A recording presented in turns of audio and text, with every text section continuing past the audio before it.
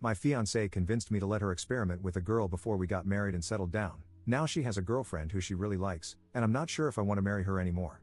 Posted by you/backstop feelings. I, 29M, have been living with Julie, 28F, for 3 years, and we had plans to get married this fall. When I proposed last year, Julie mentioned that before getting married, she wanted to explore her attraction to women. After a lot of discussion, she started dating other women, which progressed quickly. She began going out 3 to 4 nights a week to rainbow-friendly bars and meeting many people. Our intimacy was reduced to once or twice a week, and I started feeling a lot of resentment. This led to several discussions, which ended with me also being allowed to date other people, much to her dismay. Julie eventually found someone, and Kate, 30F, became her girlfriend. They met 2 to 3 times a week, often overnight. Things became manageable for a couple of months, but then Julie asked me to start using condoms whenever we smashed. When I asked why, she said her doctor had recommended it until a female issue she was experiencing cleared up. After a couple of weeks, I asked if things had improved, and when I questioned her about going back to the doctor, she broke down and told me that Kate had complained that I was polluting her insides, prompting the request. Under protest, I agreed to keep using condoms. I have a sensitivity issue with condoms. It takes me much longer to finish, and overall, I don't perform as well as I would like. To cut a long intimate explanation short, it meant my bedroom intimacy sessions with Julie would go on too long, which she didn't like, so we ended up being intimate less and less. Obviously, this caused some friction between me and Julie, and in May, it all came to a head when we were supposed to meet with a wedding planner. I slammed on the brakes and said we had issues we needed to work out before going any further. Julie's mother was already in planning mode and was confused because she was in the dark, so I made Julie handle it, and we pushed the wedding off until next spring. In the meantime, a coworker introduced me to his cousin, Pam, 24F. I explained my situation, and after some thought, she was in for some casual dating. Less than 2 weeks later, we were spending 4 nights a week together. Physical touch is both of our love languages, and the contact and PDA between us felt like electricity. We also weren't using condoms, which had a negative effect on my intimacy with Julie.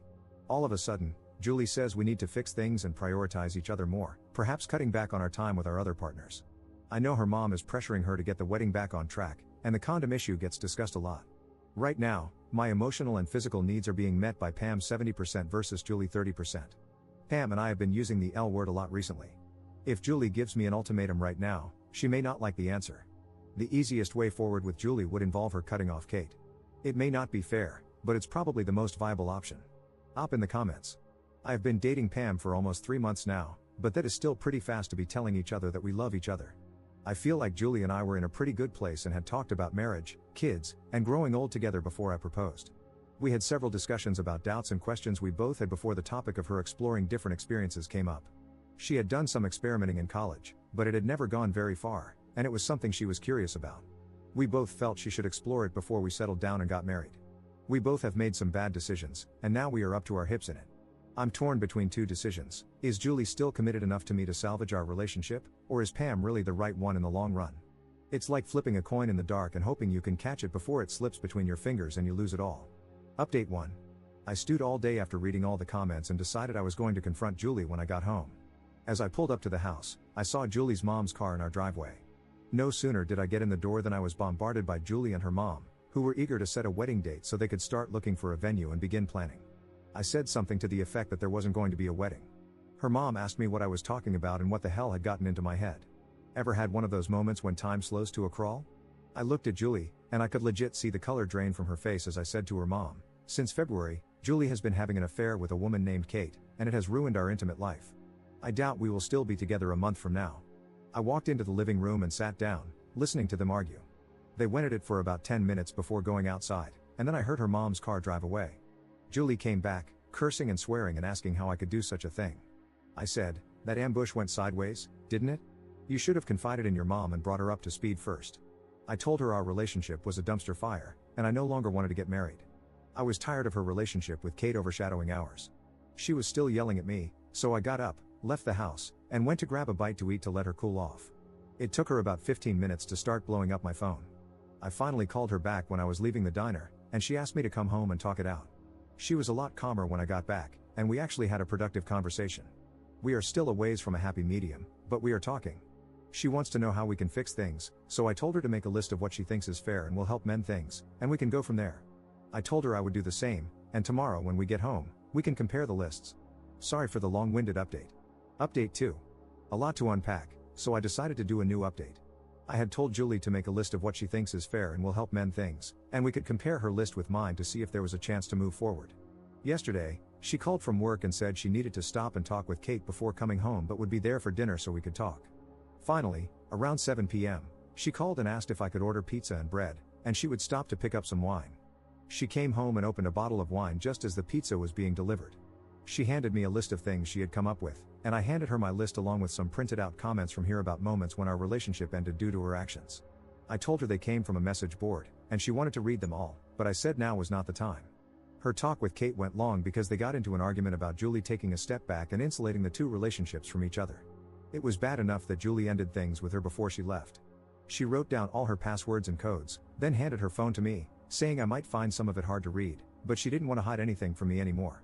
She realizes now that Kate was doing everything she could to drive a wedge between us, and she was foolish not to see it.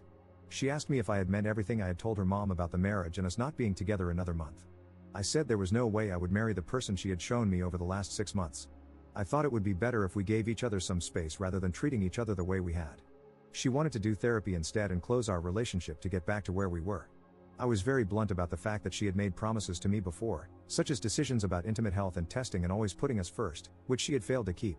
As a result, I had lost a lot of faith in her word. I wasn't going to close our relationship and risk losing what I had with Pam while our relationship was on the rocks.